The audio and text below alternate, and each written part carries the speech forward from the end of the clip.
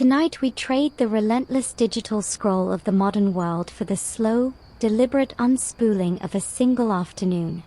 We are leaving the year you know, stepping out of its noise and speed, and traveling back, not to a battlefield or a palace throne room, but to a place of quiet, communal combustion.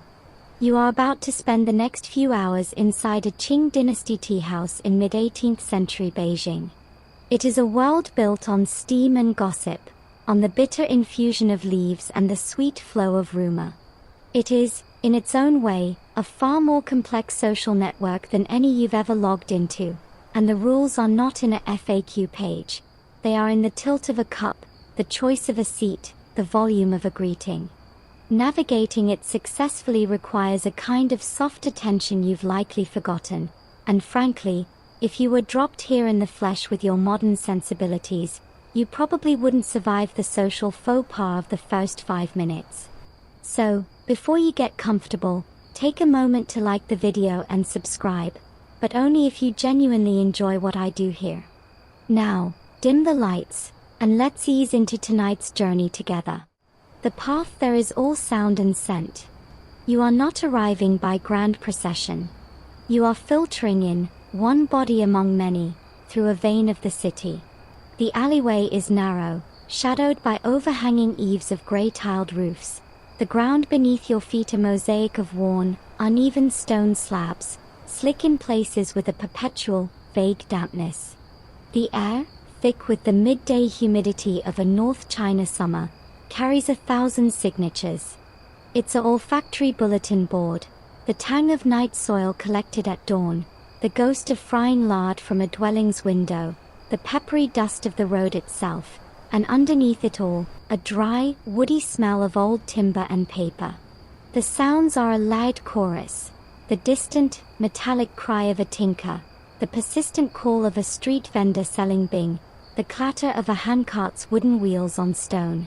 You are moving with the human current, a stream of padded blue and grey cotton jackets, of queues braided down the backs of men's heads, a style enforced by the ruling Manchus, a widely accepted historical fact you see manifested on every single person you pass. Your destination announces itself not with a sign, but with a sudden, fragrant breach in the alley's atmosphere. It's a note of warmth and vegetation, a smoky, toasted scent that cuts through the urban melons like a clear voice in a crowd. You follow it. The entrance is unassuming, a dark wooden doorway, its lintel smoked to a deep umber, flanked by 2 modest, lacquered pillars. A simple cloth banner, faded to a soft indigo, hangs above it, inscribed with a single, elegant character. T. No fanfare. The doorway is a threshold between 2 worlds, and as the first breath you take inside is an act of consumption. It's not air, it's a potion, a dense, humid atmosphere that enters your lungs with weight and flavor. The primary note is, of course, tea, but that single word is hopelessly inadequate. It's not the singular, bagged aroma you know. It is a chorus. There's the high, floral whisper of a delicate jasmine from a table to your left, the earthy, mineral punch of a pu'er brewing deep in the room, the grassy, slightly astringent scent of a longjing being enjoyed by a pair of men in clean but simple robes. These are laid over a foundational smell of hot, pure water, a clean steam that carries the essences aloft. Underneath it all is the perfume of the tea house itself, the oil of countless hands on dark polished wood, the faint, sweet mildew of the woven rush matting on the floors, the beeswax used on the furniture, and the distinctive, comforting smell of burning hardwood, not fire, but the slow, smoldering charcoal in the twin-bellied braziers that squat in corners, heating the endless supply of water. It's a smell that speaks of patience, of a heat maintained for hours, for days, for generations. Your ears, still adjusting from the alley's cacophony, now begin to parse the interior's soundscape. It is a low, resonant hum, the aggregate of dozens of quiet conversations. It has no sharp edges, it's a woolen blanket of noise. Within it, you pick out distinct threads, the wet, glugging sound of tea being poured from a height to aerate it, the gentle clink of a lid being placed back on a porcelain gaiwan, the soft sigh of a man settling deeper into his wooden chair. A laugh bubbles up from a corner table, not a bray, but a quick, staccato chuckle that is quickly swallowed back into the murmur. From the back, near the kitchens, comes the rhythmic, hollow thump of a dough being kneaded for the steamed buns that will accompany the tea. And always, the constant, sustaining hiss of steam from the giant copper kettles kept at a perpetual, rolling simmer near the counter, the tea house's steady, breathing heartbeat. Your eyes, now accustomed to the gloom, start to chart the geography of the hall. It's larger than it first seemed, a long, rectangular space with a low ceiling supported by thick, exposed beams, stained dark with age and smoke. The light sources are few and precious. The soft daylight from the latticed paper windows along the front wall, and the warm, bobbing glow of oil lamps hanging from the beams, their flames reflected 100 times in the sheen of wet tabletops and the gloss of the wooden pillars. The smoke from the lamps and the steam from the kettles intertwine in the upper air, making the light seem tangible, a fluid you could swim through. People are everywhere, yet the space doesn't feel crowded. It feels populated, occupied in a way that is purposeful and calm. They are mostly men, of all ages and, you start to discern, of varying stations. Their attire tells a silent story. Some wear fine, dark silks with subtle woven patterns, their queues neat and tight, their hands clean and resting placidly on the table. Others are in coarser, faded cotton, patched at the elbows, their faces lined and their movements more deliberate. Yet here, they are all doing the same thing. They are sitting. They are holding cups. They are talking or not talking. For a few copper coins, the space and the time are theirs. A surprising historical detail, one seldom appreciated, is that these public tea houses were some of the few places in Qing society where the social mandate of constant, visible productivity was temporarily suspended. It was not just acceptable, but expected, to simply be here, to occupy a seat for hours with a single pot of tea, to gaze into the middle distance. In a culture obsessed with duty and hierarchy, the tea house granted a sliver of sanctioned idleness, a publicly funded daydream. You absorb this, standing by the door, your own modern urge to be doing something already starting to feel out of place, like a too loud voice. You are inside the machine now, and its rhythm is slow, its purpose is circulation, of drink, of news, of self. You need to find where you belong in its gentle, humming orbit. To find your place, you must first understand that you are not in an empty room waiting to be filled. You are entering a living organism with its own circulatory system, and every seat is a capillary already thrumming with unspoken rules. Standing by the door, you are a momentary clot, a hesitation in the flow. A server, a paujiangda, glides past you with a tray of empty cups held aloft, his movements a smooth, weaving dance. He doesn't bump you, but his passage is a gentle pressure, a nudge of air that says move, or be moved. You step fully inside, letting the heavy door curtain fall behind you with a soft swish of woven bamboo. The main hall stretches before you like a human ecosystem. The tables near the windows are the most coveted, bathed in the best natural light. These are occupied by men who look like they have the time to savor it. A pair of elderly gentlemen with wispy white beards playing a silent, contemplative game of chess, a scholar type reading a thread-bound book, his lips moving faintly. The light here is for seeing clearly, for reading, for examining the color of your tea in its cup. It is a seat of leisure and slight privilege. The center of the room, under the glow of the hanging lamps, is the social heart. The tables here are larger, often round, crowded with 4 or 5 men. The talk is more animated here, hands gesturing with restrained emphasis over the tabletops. This is the domain of the regulars, the men who come not just for tea, but for the connection, for the daily bulletin of the neighborhood. Their laughter is a bit more frequent here, their posture more relaxed. They are the coral at the center of the reef, and newcomers are subtly assessed before being allowed to integrate. Then there are the periphery tables, tucked against the back wall or near the bustling counter where the giant kettles hiss. These are the transactional seats. Men sit here alone or in pairs, their conversations lower, quicker. They are waiting for someone, or they have just concluded business and are fortifying themselves before venturing back out. The light is poorer, the traffic from servers more constant, but there is a privacy in the semi-obscurity. It's where you might see a package change hands under the table, or a ledger being consulted briefly before being tucked away into a sleeve. Your own clothing, you realize, is a problem. It marks you as an outsider, but of an indeterminate kind. You are not in fine silks, nor are you in laborious cotton. You are something in between, a blank page. This grants you a certain mobility, but also a certain scrutiny.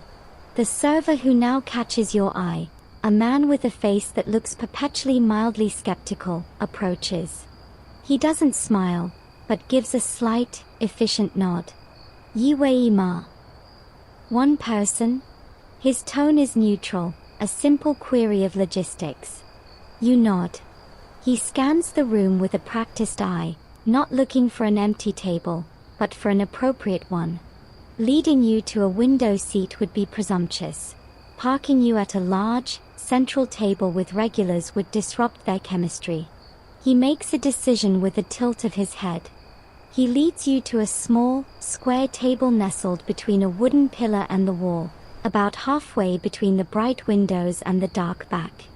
It's a liminal space, a seat for observation.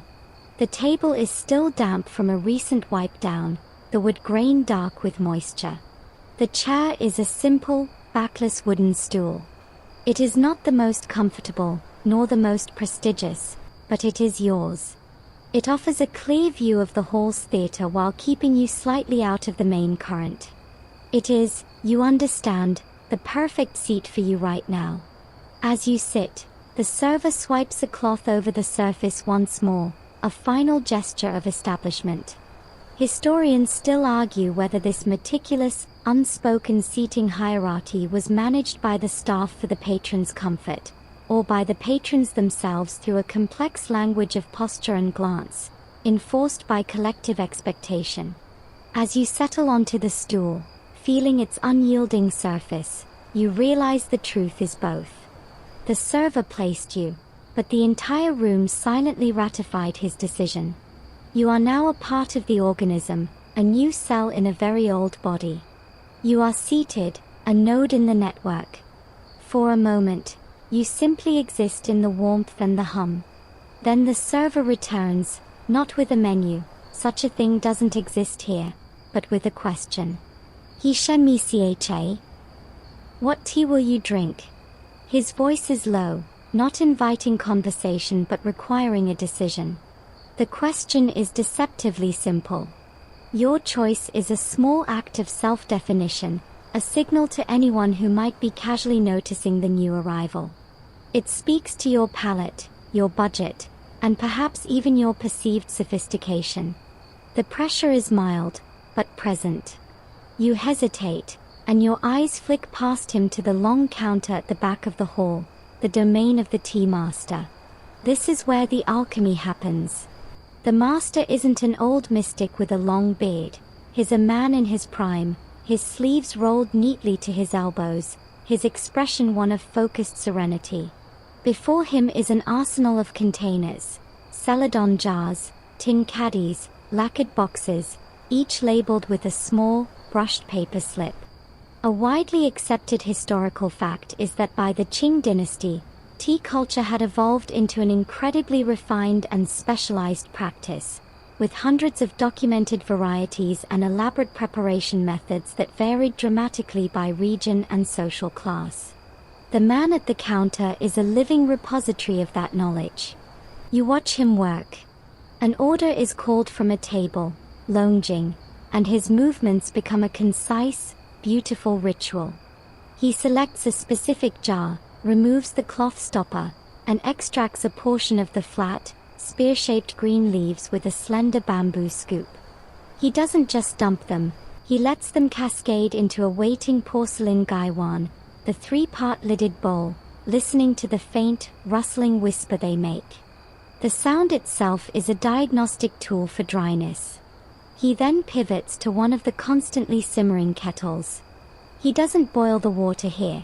It is kept at a precise, singing hot temperature just below a rolling boil for green teas, a fact he knows by the sound of the steam escaping the copper spout. He pours the water in a smooth, elevated stream, a thin silver arc that plunges into the bowl, agitating the leaves violently. Immediately, he covers it with the lid. It is a performance of understated expertise, taking less than 30 seconds. There is a joke among tea aficionados of the period that a true master could identify a tea's province by the sound the dry leaves made against the porcelain, and its quality by the particular pitch of the kettle's hiss.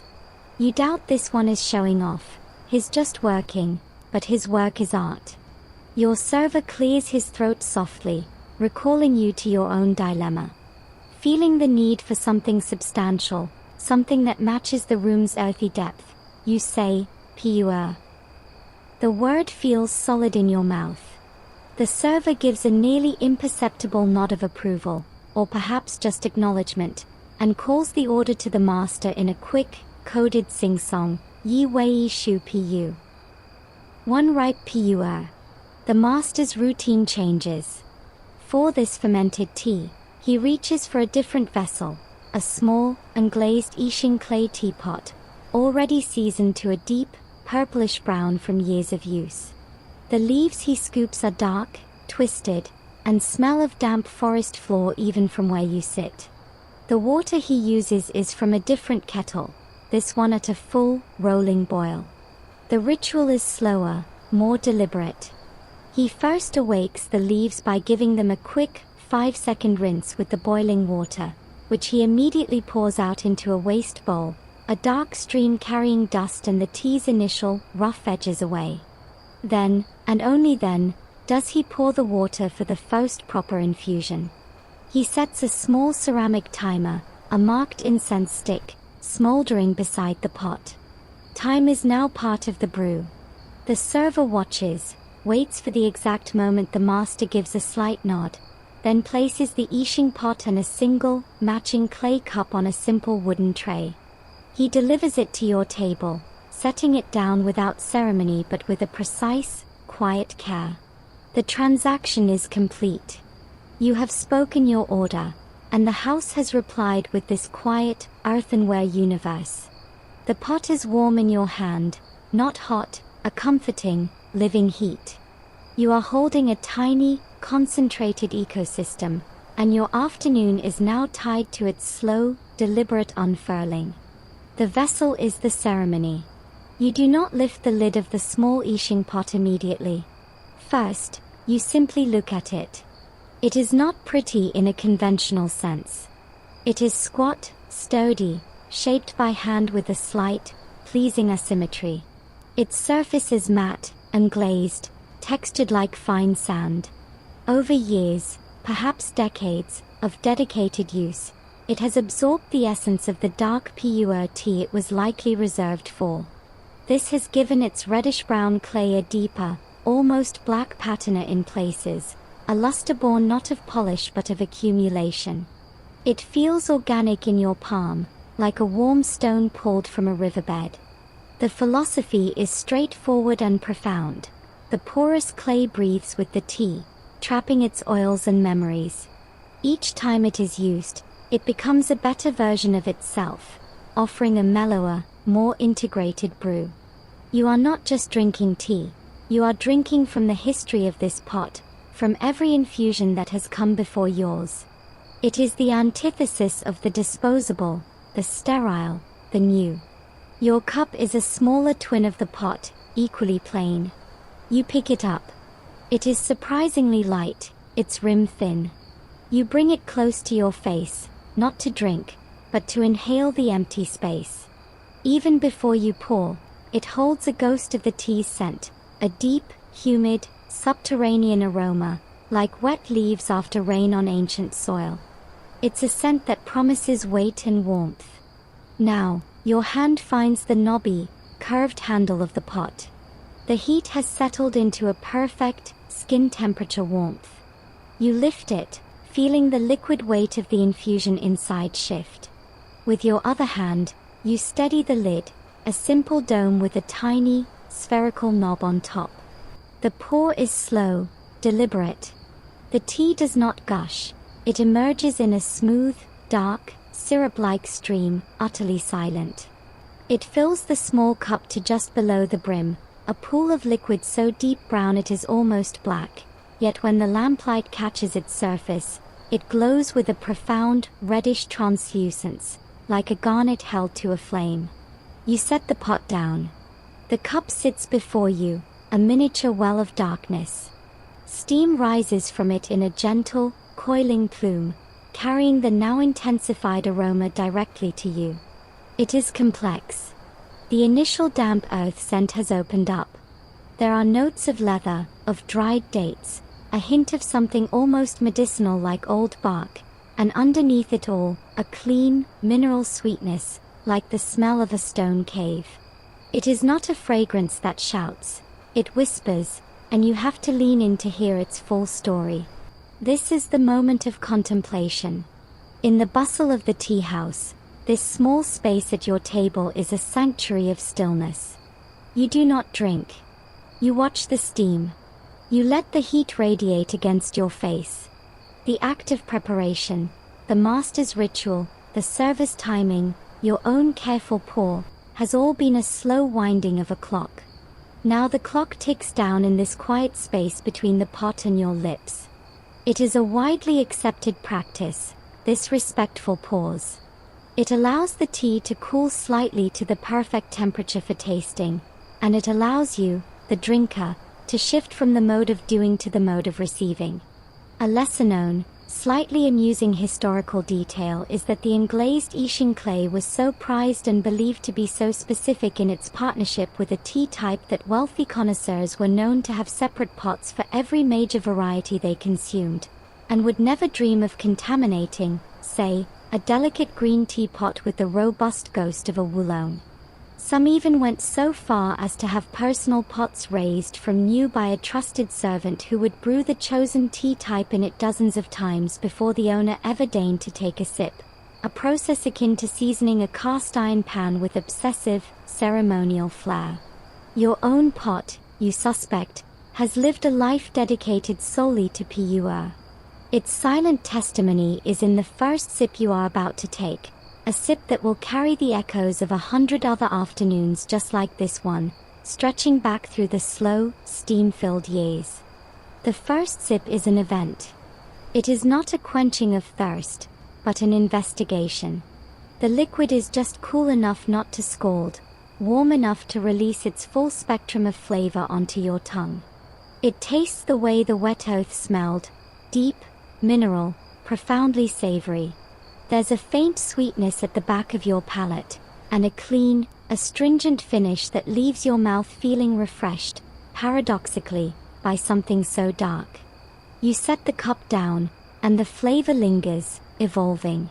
This is the hui gan, the returning sweetness, a ghost of flavor that appears moments after the tea is gone, the drink's quiet encore. Now, with your senses primed and your body settling into the rhythm of sip and pause, your mind begins to drift from your own table.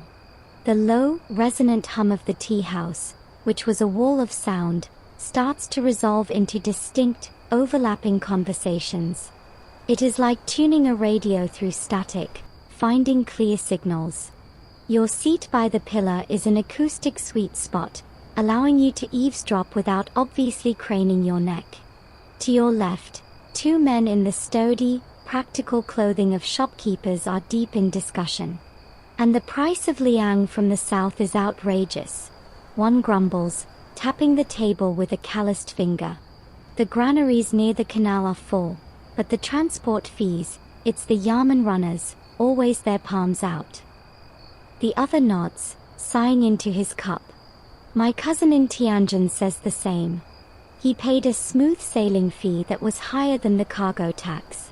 Historians still argue whether this kind of low-level, endemic corruption was a corrosive drain on the Qing economy or merely a greasy, accepted lubricant that kept the colossal bureaucratic machine somehow functioning. Their talk is of concrete things: prices, routes, the petty tyrannies of minor officials. It is the gritty reality of commerce, aired out over steaming cups. From a table closer to the center comes a different tone: gossip. The voices are lighter, faster, tinged with scandalized delight. So she said the lantern was for reading, but her husband was away with the Merchant Guild for 2 months, a hissed chuckle. And the neighbor, the one with the limp, he was seen bringing medicine at all hours. It's a tapestry of neighborhood intrigue, of domestic dramas unfolding in the cramped alleyways outside. This is the social media feed of the 18th century, delivered live and unfiltered, with no option to scroll past. The details are intimate, petty, and utterly compelling. Then, from near the door, a younger man with an animated face is holding forth to 3 companions, his voice pitched with the urgency of news. Says the emperor is displeased with the coastal reports. Not just the Europeans with their clocks and woolens, but the junks from Fujian. There's talk of new edicts, tighter regulations on what can even be loaded at port. This is bigger picture stuff. The ripple of imperial policy felt all the way down in this dusty Beijing ward. It's half rumor, half anxiety, our attempt to make sense of distant, powerful forces. You hear a name dropped, Hessian, and a collective, knowing groan circles the table. They don't elaborate, they don't need to. The corruption of the emperor's favorite minister is such a widely accepted historical fact that it has become a universal shorthand for graft, a dark joke everyone is in on. You take another sip of your pu'er, its solid, earthy presence grounding you as this web of spoken words weaves around you. You are no longer just a customer drinking tea. You are an auditor of the hive mind. The tea house isn't merely selling a beverage. It is selling a clearinghouse for information, a place where the personal, the local, and the imperial momentarily intersect, filtered through the steamy air and given shape by whispered speculation, complaint, and tale-telling. Each table is its own broadcasting station, and the collective signal is the mood of the city itself: apprehensive, busy, gossipy, resigned. You listen, and in listening, you become a part of it, a silent node receiving the transmission of an ordinary afternoon in an extraordinary empire.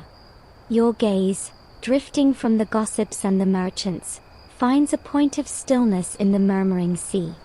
In the far corner, tucked into a nook created by a towering cabinet of tea canisters, sits a man alone. He is the scholar, or at least what passes for one in this practical world. His robe is of a faded, once dark blue cotton, worn thin at the cuffs and elbows, carefully mended with slightly mismatched thread. His queue is neat but lacks the oiled sheen of the wealthier patrons. He is perhaps in his 40s, but a life of study and, you suspect, scant nutrition has etched premature lines into a face that is all sharp angles and quiet intensity. He is the only person in the room who is not primarily engaged in conversation or people watching. His entire universe is contained on the small table before him.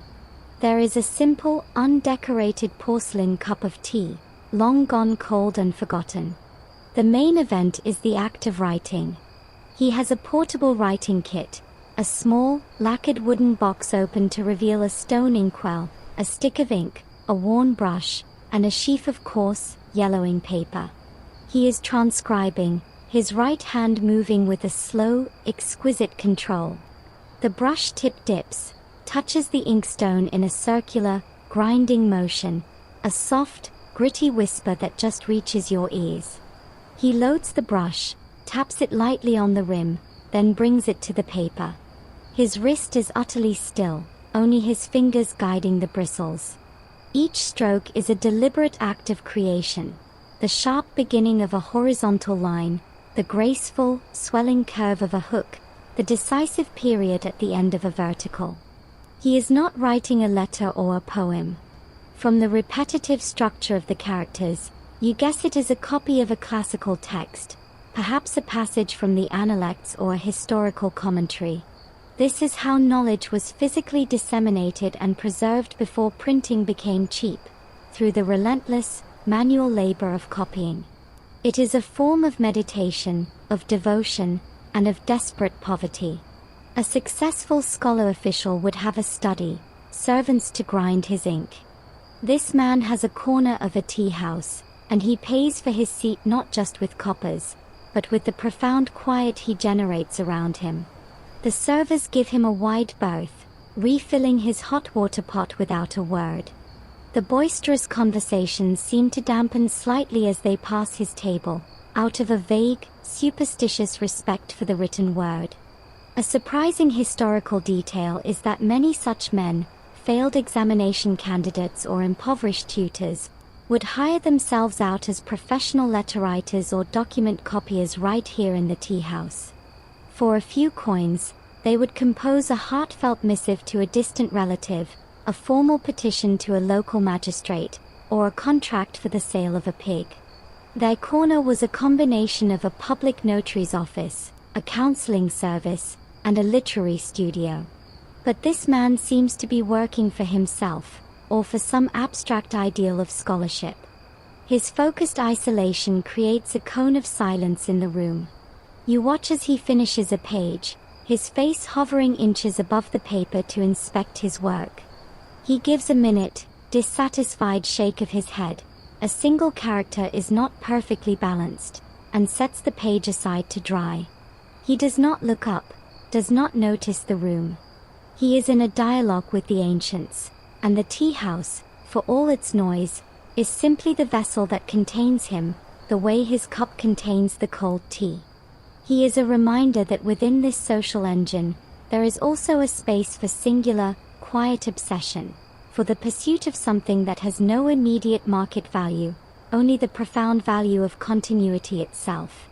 The scholar's quiet is shattered, not violently, but decisively, by a new arrival. The front door curtain is thrust aside with a confident sweep, and a man bustles in, followed by two associates. He is the human embodiment of a successful transaction.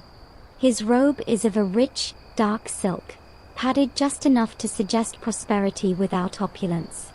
His hat is neat, his queue glossy. His face is round, flushed with good living and the heat of the alley, and his eyes are quick, scanning the room like a merchant gauging a market. This, you understand immediately, is a salt merchant. Salt. The word hangs in the air, almost audible. Under the Qing, the salt trade was a government-controlled monopoly, a fantastically lucrative and notoriously corrupt system. Licensed merchants like this one were not just businessmen. They were quasi-official revenue agents, weaving through a complex web of quotas, tariffs, and generous, necessary bribes. He exudes the air of a man who navigates that web with practiced ease. He doesn't wait to be seated. He makes a beeline for the largest central table, currently occupied by only two men playing a languid game of chess. They look up, see him, and without a word, gather their pieces and move to a smaller table nearby. It is not a retreat of fear, but of acknowledged hierarchy. The salt merchant status is the room's gravitational pull, rearranging the social planets around him. He settles into the prime seat with a satisfied grunt, his two companions taking flanking positions.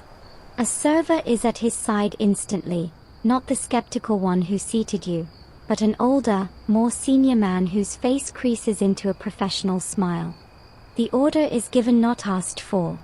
The new Tieguinian from Anshi. And the Xiaomai. Be quick.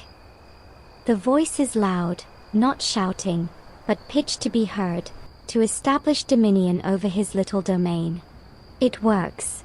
Conversations dip momentarily as heads turn, then turn back, minds already calculating his presence into their own agendas. Perhaps someone here needs a favor, knows someone who wants a salt distribution license, or simply wants to be seen acknowledging him. The tea and snacks arrive with preternatural speed. The merchant doesn't pour for himself. One of his associates does, filling his cup first. He takes a slurping sip, noisily appreciative. Good. Strong. You can taste the roast. Then, business begins. It is not conducted in hushed tones. It is a performance of negotiation. He talks of transport quotas, of gifts for officials at the Grand Canal checkpoints, of the rising cost of bribes, which he calls, with a wry smile, tea money, a deliciously hypocritical euphemism everyone at the table understands. He mentions a rival merchant who is trying to undercut him by using a different, less reliable route. He'll lose a junk to river pirates or a tax inspection before spring, the merchant predicts with a casual, chilling certainty. His associates nod, adding details, their voices a low chorus of agreement and amplification. Historians still argue whether these powerful merchant guilds ultimately strengthened the Qing economy by creating efficient, private commercial networks, or weakened the state by creating fiefdoms of wealth and influence that operated outside and often in conflict with the imperial bureaucracy. Watching this man hold court, you see the argument personified. He is a pillar of commerce, a creator of jobs and mover of vital goods.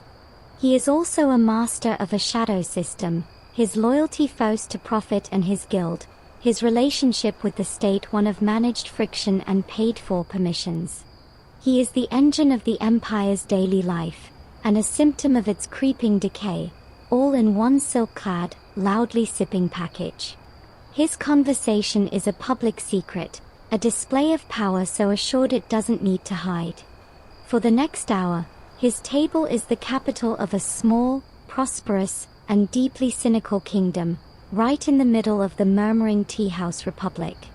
A different kind of performance begins as the merchants' negotiations hit a lull. From a corner near the kitchen, a man stands. He is not tall, but his posture is erect. His voice, when he clears his throat, is a clear, resonant instrument that cuts through the hum without being harsh.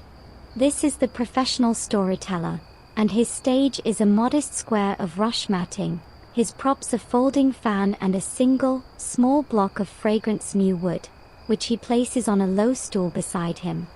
He doesn't ask for attention, he commands it by beginning, his opening lines a rhythmic, poetic invocation to ancient heroes and faraway realms.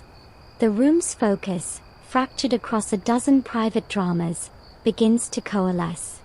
In the hazy mists of the eastern sea, where the waves are mountains and the mountains are waves, there lived a kingdom of stone monkeys, he begins, and just like that, a portion of the tea house is transported. He is telling an episode from Journey to the West, the wildly popular 16th century novel about the Monkey King and his pilgrimage. But he is not just reciting, he is performing. His voice shifts, becoming shrill and cunning for Sun Wukong the monkey, deepening into a ponderous, gravelly boom for the pig spirit Jubaji, turning patient and serene for the monk Xuanzang. His fan becomes a sword, a staff, a horse's reins, a waving banner. He slaps the block of wood on the stool, talk, to punctuate a climactic battle strike, the sound sharp as a cracking bone. A semicircle of listeners forms, mostly from the periphery tables and the less occupied regulars. Even the salt merchant pauses his talk to listen, a faint, nostalgic smile on his face. The scholar in the corner does not look up, but his brushstrokes seem to slow, as if the rhythm of the tale is subtly affecting his own. This is a transactional art. The storyteller is not a patron, he is an employee of the tea house, or more likely, a freelancer paid in a combination of coins from the management and direct donations from the captivated audience. A server begins to circulate quietly with a bamboo collection basket, and copper coins tick softly into it from outstretched hands. You drop one in yourself, the fee for this slice of shared imagination. The tale is full of anachronistic jokes and local references the original author never intended. A sly comment about a greedy local magistrate here, a physical bit of business mimicking the stiff walk of a Manchu bannerman there. The crowd chuckles, a warm, collective sound. This is how high literature becomes living folklore, adapted and owned by the common people in a public house. A widely accepted historical fact is that these tea house storytellers were crucial to mass literacy in a pre-modern sense. They made the great stories and historical epics accessible to those who couldn't read, transmitting cultural values, religious ideas, and sheer entertainment in a package far more compelling than any sermon. He reaches a cliffhanger. The Monkey King, trapped under a magical mountain, is just realizing the depth of the Buddha's trick, and pauses. Talk. Goes the block. He takes a long, slow drink from a cup of tea brought to him by a server. The spell holds for a moment in the silence, then breaks into a murmur of appreciation. The collection basket makes another round, yielding a few more coins. He will return later, perhaps with a different tale, a ghost story, a romance from the dream of the Red Chamber, a heroic account from the Three Kingdoms. For now, his performance is over. He folds his fan, gives a slight bow to the room, and melts back into the corner from whence he came. The conversations restart, but they are softer, warmed by the shared fictional journey. The tea house has collectively dreamt, and now awakens, refreshed. As the last echoes of the Monkey King's plight fade, a new, more immediate sensory offer arrives. It comes as a gentle shadow falling across your table, accompanied by a soft, savory scent that cuts through the tea-laden air. You look up. A snack seller, a wiry man with a bamboo tray suspended from a leather strap around his neck, stands patiently. The tray is a landscape of small, steaming delicacies, each nestled in its own little bamboo basket or on a leaf. This is the mobile kitchen, the edible counterpart to the liquid menu. He doesn't speak, merely gestures with a tilt of his head, inviting your inspection. Your pu'er, for all its depth, has left a clean, astringent space in your stomach, a perfect canvas for flavor. You peer at the offerings. There are small, translucent har-gow, shrimp dumplings with pleated wrappers so thin you can see the pink flesh within. Next to them sit siomai, open-topped pork and shrimp dumplings crowned with a single orange dot of roe. Steam rises from a pile of fluffy, white char siu bao, the sweet, barbecued pork filling scenting the air with a caramelized, meaty perfume. But there are also simpler things. Wedges of tea-infused hard-boiled egg, their whites marbled with brown, and small bowls of salted, shelled peanuts roasted with fragrant five-spice. This is not a separate meal, it is an extension of the tea experience. The snacks, collectively called yum cha, literally drink tea, dishes, are designed to complement and contrast with the brew. The rich, fatty pork of a bao is cut by the cleansing tannins of your pu'er. The salty, spiced peanuts make you thirsty for the next sip, which in turn cleanses the palate for another bite. It's a symbiotic cycle, a ritual of alternating flavors that keeps the afternoon spinning on its axis. You point to the tea eggs and a small basket of har-gow. The seller nods, deftly using a pair of bamboo tongs to place them on a tiny saucer on your table. He names a price, you hand over 2 small coins, and he moves on, his shadow drifting to the next table. You pick up a tea egg. The shell is cracked in a beautiful, spiderweb pattern from being simmered in a broth of tea, soy sauce, and spices. You peel it, the shell coming away to reveal the marbled, taupe-colored white. You take a bite. It's firm, savory, with the distinct, earthy note of the tea and a hint of star anise. It is profoundly satisfying in its simplicity. A lesser-known, slightly amusing historical detail is that these tea eggs were often made with the used, spent leaves from the tea house's own pots, a thrifty, zero-waste recycling of flavor long before it was an ethical lifestyle choice. Your egg might be steeped in the ghosts of yesterday's oolongs and yesterday's conversations. You follow it with a dumpling. The skin is slightly chewy, giving way to the boast of fresh, sweet shrimp inside. You sip your tea. The combination is alchemy. The piuera's dark mineral notes make the shrimp taste sweeter, the sea brighter.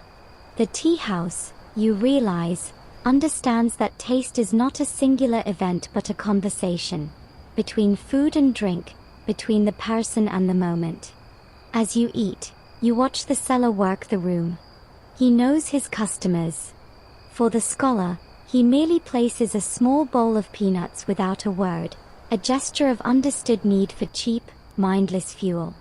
For the salt merchant's table, he presents the tray with a slight bow, and the merchant selects the most expensive items, the xiaomai and the bao, without even asking the price. The seller's circuit is a silent ballet of commerce and courtesy, a moving feast that ensures no one's contemplation or negotiation is ever hampered by a grumbling stomach. Your own small meal, consumed in quiet bites between slow sips, roots you more firmly into the rhythm of the place. You are not just observing anymore, you are participating in its most fundamental cycle: consumption, reflection, and gentle, sustained satisfaction. The murmur of conversation and the clink of cups form the tea house's baseline, but beneath it, like a counter-rhythm, lies the sound of games. Your ear, now finely tuned to the room's layers, picks it up. From an alcove to your right, shielded by a standing screen painted with cranes and pine trees, comes the soft, decisive click of stones on wood. It is a sound of pure, crystalline focus. You lean back just enough to see past the screen's edge. Two men are hunched over a wooden board, its grid of lines worn dark from use. They are playing weiqi, what you might know as Go. The game is a silent war of territory, each black and white stone placed with agonizing slowness. The players are statues of concentration. One, an older man with a wispy beard, holds a stone between his fingers for a full minute, his eyes tracing invisible futures across the 19 by 19 grid. The other stares at the board as if trying to see through it. The only sounds are the click of placement, the soft scratch of a stone being slid back into its wooden bowl, and the occasional, almost inaudible sigh. This is not a pastime, it is a mental fortress they have entered together, a realm of pure strategy that renders the tea house's social buzz irrelevant. Historians still argue whether weiqi was primarily a gentleman's philosophical pursuit, a reflection of military tactics, or simply an incredibly addictive abstract game that consumed the leisure hours of educated men across East Asia. Watching these two, it seems to be all three at once, a deep, silent conversation in a language of black and white. From a table nearer to you comes a different, more social clatter. For men are playing mahjong. The sound of the thick tiles being shuffled is a low, liquid rumble, like pebbles tumbling in a wave. Then comes the rhythmic tap-tap-tap-tap as each player builds their wall. The deal is swift, the tiles clicking into place before each player. The game that follows is a mix of intense calculation and boisterous interaction. Peng! One declares, claiming a tile to make a set of 3, slapping it down with a satisfied snap. Another discards a tile with a flick of the wrist. Hoo-la! Calls a third, tipping his row of tiles over with a triumphant cascade of clacks. There's laughter, groans, the quick clink of small copper coins changing hands. Unlike the silent, cerebral weiqi, mahjong is a game of probability, memory, and loud, performative luck. It is a social engine, its noise and energy creating a bubble of camaraderie and mild competition. Both games, in their own ways, are microcosms of the world outside. Weiqi reflects the long, patient, strategic game of imperial administration and scholarly advancement, a lifetime of careful placements for gradual gain. Mahjong mirrors the faster, luck-driven, transactional nature of commerce and daily survival, where fortunes can shift with the draw of a single tile. And both are sustained by the tea house. The management provides the boards, the tiles, the space, and the endless tea that fuels the player's focus. The games, in turn, anchor customers for hours, ensuring a steady flow of coppers for hot water and snacks. You notice the server refilling the weighty player's teapot without a word, sliding it onto the corner of their table without once glancing at the board, respecting the sanctity of their battle. The mahjong table gets louder, more frequent refills, the server exchanging a quick joke with one of the players as he pours. You take a sip of your own tea, now several infusions deep and milder, smoother. The games continue, their rhythms as much a part of the tea house's atmosphere as the steam and the gossip. They are another form of timekeeping, another way to spend the slow currency of the afternoon. You could sit here forever, you think, watching these silent wars and noisy victories cycle on, fueled by leaves and water, until the lanterns burn low. Your cup empties and fills, a slow, tidal rhythm governed by your own hand. But this private ceremony is part of a larger, unseen system, and its most visible agents are the servers, the Paojiangda. You've been served by them, seen them glide past, but now you decide to truly watch.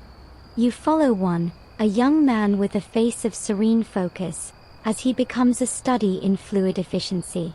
His domain is a quadrant of the room. He doesn't walk, he moves in a series of glides and pivots, his body always balanced, his eyes never still. In his left hand, he carries a long-spouted copper kettle, its surface darkened by flame, a towel wrapped around the handle to shield him from the heat. In his right, he has a folded cloth. His primary mission is not to take orders, that's usually done at the counter, but to maintain the fundamental element, hot water. The tea in your pot is spent? The leaves have given their all? No matter. The ritual can continue almost indefinitely with fresh infusions of hot water, each extracting different, subtler notes from the leaves. He approaches a table where two men have been in deep discussion. Without a word, he lifts the lid of their gaiwan with the tip of his spout, a daring, practiced move, peeks inside at the saturated leaves, and gives a slight nod. He raises his kettle. The spout is a foot long, thin, and perfectly tapered. He holds it at shoulder height. The stream of boiling water that arcs out is not a pour, it's a precise, targeted cascade. It hits the exact center of the leaves in the gaiwan with a soft hiss plop, agitating them perfectly without spilling a drop outside the bowl. He stops at the exact moment the water reaches the brim.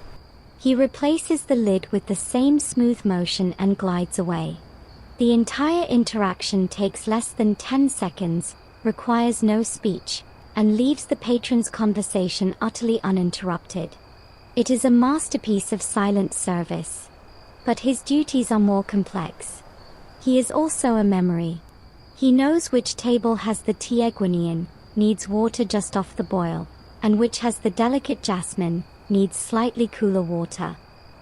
He knows the salt merchant likes his pot refilled the moment it's half empty, and that the scholar in the corner should not be disturbed until his ink stick stops moving. He sees a raised finger from a man by the window and changes course, not to refill tea, but to clear away a small plate of peanut shells, swiping them onto his tray with the cloth in one clean motion. The calls from the counter are not shouts, but melodic codes. Long Yi Wei. Dragon, a top-grade tea, for 1. Jioshui. Add water. He hears them, processes them, and weaves them into his route. He is navigating a live, three-dimensional puzzle of need and timing. A surprising historical detail is that the most skilled of these servers were renowned for a party trick called kettle kung fu, where they could pour boiling water from a distance of several feet into a moving customer's cup, or write characters in water on the stone floor with their long spouts. It was a blend of extreme practicality and flashy performance art, proving their utter mastery over water, heat, and trajectory. Your server isn't showing off today, but the potential is in the absolute confidence of his paw, in the way the dangerous, steaming kettle seems an extension of his arm. You lift the lid of your own Qing pot. The dark leaves are unfurled, resting at the bottom. You look up, catch the server's eye from across the room, and give a slight nod.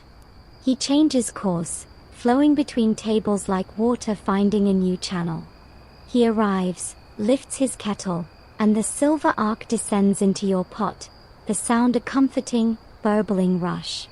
He fills it to the brim, stops cleanly, and is already turning to his next point before you can mouth a word of thanks. He is the unseen clockwork, the human mechanism that keeps the warm, wet heart of the tea house beating, one perfect, silent pour at a time. The atmosphere, so carefully composed of chatter and steam, undergoes a subtle but distinct change. It's not a sound that heralds it, but a shift in pressure, like the drop in barometric pressure before a storm. The front curtain parts, and a man enters alone. He is not loud like the salt merchant, nor shabby like the scholar. He is correct. His robe is of a good, dark wool, not silk, marking a station above the commoners but below the flashy wealth of commerce. His hat is official, but of a lower rank. His face is clean-shaven, impassive, the face of a man who listens more than he speaks. This is a minor bureaucrat, a Yamen clerk, or perhaps a low-level secretary from one of the 6 boards. He does not need to scan the room for a seat. A table near the center, but not the merchant's prime table, seems to empty by unspoken consensus as 2 men quickly finish their tea and depart. The server, the older one who served the merchant, is there instantly, not with a smile, but with a deep, respectful nod. "Lao Yi," he murmurs. The official gives a single, slight incline of the head and sits, his back straight, not touching the chair's back. He orders a simple Longjing green tea, his voice quiet, precise. His arrival sends a ripple through the ecosystem.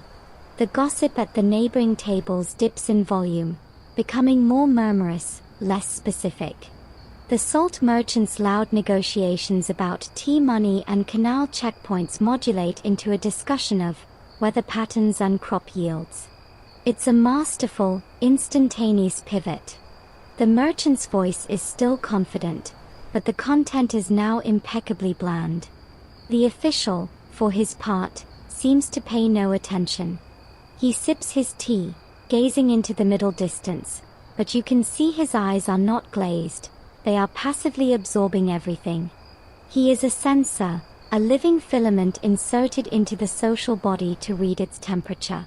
This is the other, more delicate function of the tea house. It is a barometer for the local mood and a clearinghouse for information that flows both ways. The people can take the measure of officialdom by watching how this man behaves. Is he arrogant? Approachable? Does he pay his bill promptly? And the official, in turn, can gauge the concerns of the district. He hears the softened gossip, the merchant's newly sanitized topics, the general timbre of complaint. He might even be here to be approached. A man from a table near the window eventually gathers his courage, approaches the official's table with a deep bow, and presents a folded paper, a petition, perhaps, or a request for a favor. The official takes it without looking at the man, tucks it into his sleeve, and gives another minute nod. The transaction is complete, wordless, and efficient. Historians still argue whether this kind of informal, off-the-books interaction between low-level officials and the public was a vital safety valve that made the rigid Qing bureaucracy functionable, or a corrosive practice that ensured justice and access were always contingent on personal connection and chance encounters in tea shops. Watching the official sit in his island of quiet authority, you see the system's fragility and its resilience. Nothing explicit is said. No laws are cited. Yet power is acknowledged, behavior is modified, and a request enters the system, bypassing miles of red tape for the price of a bow and a pot of lounging. The official finishes his tea, places a few coins neatly on the table, exact change, no tip, and rises. As he leaves, the room doesn't erupt into relieved chatter. It simply eases back into its earlier rhythm, like a stream flowing around a rock that has been temporarily removed. The pressure normalizes. But the visit has left a trace, a reminder that the world of edicts and magistrates is not separate from this world of steam and leaves. It is a layer within it, sometimes visible, always felt.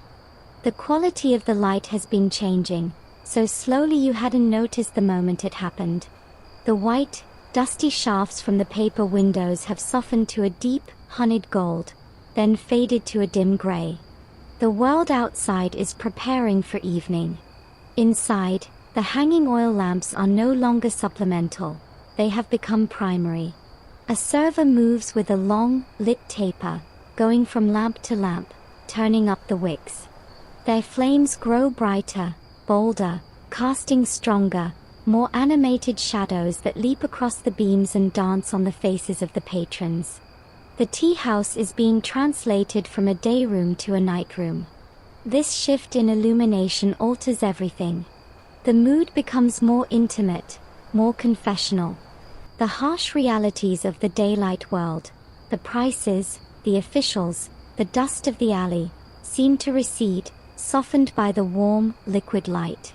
Conversations, once sharp with gossip or business, lower in volume but deepen in tone. At a corner table, two men who were earlier discussing ledger books now speak in hushed, earnest whispers about family matters, their faces etched with concern and lamplight. The flickering glow seems to grant a license for vulnerability that the flat afternoon sun did not. The clientele begins its gentle turnover. The scholar in the corner finally caps his inkstone, carefully packs his writing kit, and departs, his figure a silent shadow against the bright doorway before vanishing into the twilight. The salt merchant and his associates settle their bill with a clatter of silver, their loud voices a final daytime echo before they stride out into the gathering dark, likely heading for a more private dinner or a visit to the entertainment quarters. Their vacated table is wiped clean and, within minutes, is taken by a new group, younger men, their clothes less formal, their energy more nocturnal. They order a strong oolong and a platter of snacks, their talk immediately leaning towards the theater, towards music, towards plans for the evening. The tea house is transitioning from the domain of daytimers, merchants, idlers, petitioners, to the realm of night owls. The servers adapt their rhythm. The frantic pace of the midday water refills slows. Now, the kettles are used more for topping up pots for patrons who seem settled in for a longer, more leisurely engagement. The snack seller makes a final round, his tray now holding fewer, heartier items. The storyteller does not return, his tales belong to the brighter hours. Instead, the sound of the weichi stones and the mahjong tiles becomes more prominent in the relative quiet, the click and the clack now the dominant percussion in the room's soundtrack. You look at your own pot. The pu'er leaves, after so many infusions, are finally exhausted, giving up only a faint, amber-colored whisper of their former strength. It's a fitting end. The tea has journeyed with you through the entire arc of the afternoon, from its robust, earthy first act to this quiet, watery finale. The lamps hiss softly. The steam from the kettles seems to glow in the lamplight, each swirling plume a tiny galaxy in the darkening room. You feel the passage of time not as a loss, but as a fullness. You have consumed the afternoon, sip by sip, breath by breath, and it has consumed you in return, wrapping you in its slow, warm, hurried reality. The outside world, the 21st century, feels like a distant, frenetic dream. Here, there is only this: the warm cup in your hand, the pool of light on your table, the murmuring, shadowed humanity around you, all held in the gentle, fragrant palm of the evening. It is time. The feeling arrives not as an impulse, but as a completion, like the final note of a song that has been playing so long you only recognize its end in the silence that follows. Your pot is empty, the leaves within a dark, spongy mass resting in their clay womb, having given all they had to give. You signal to the server, the one with the serene focus. He glides over, assesses the situation with a glance, and whisks the pot and cup away onto his tray. He returns a moment later and places a small, wooden tally stick on your table. It is marked with notches, one for the pot of pu'er, one for the tea eggs, one for the dumplings. The accounting is simple, physical. You count out the corresponding copper coins from your purse and lay them beside the stick. He scoops them up, gives that same slight, efficient nod, and takes the stick away. The transaction is as quiet and unobtrusive as your service has been. You have settled your account with the afternoon. You rise from the wooden stool, your muscles protesting slightly after hours of stillness. The movement feels momentous, as if you are disengaging from a machine that has held you gently in its workings. You take one last, slow look around the chagwan. The lamplight is king now, painting everything in Rembrandt contrasts. The young men at the central table are laughing, their faces bright in the glow. The weichi players in the alcove are still locked in their silent battle, the shadows deep around them. The new night owls murmur over their steaming cups. The cycle continues, utterly indifferent to your departure. You were a temporary cell in this organism. It has already healed over the space you occupied. You turn and make your way to the doorway, the same path you took hours before, but in reverse. The sounds recede behind you, the clatter of tiles, the hiss of kettles, the low human hum. You push through the heavy bamboo curtain. The shock of the outside world is immediate and profound. The alley is now deep in twilight, a narrow canyon of blue-gray shadows. The air is cool, almost cold compared to the tea house's womb-like warmth, and it smells of night, of charcoal braziers being lit in homes, of evening meals frying, of the cool, dusty scent of settled earth. The noise, too, has changed. It's sparser now, more individual, a distant shout, the solitary ring of a bicycle bell, a later anachronism will allow for mood. The mournful call of a street vendor selling yangru chuana, his voice trailing away into the gathering dark. You stand for a moment on the threshold, letting your senses adjust. The transition is not just physical, but existential. You are leaving a world where time was measured in infusions and conversations for one where it is measured in minutes and tasks. You step away from the doorway and into the alley. You do not look back. The tea house has already absorbed your absence, its light a warm, golden rectangle in the stone wall behind you, its hum a fading memory in your ears.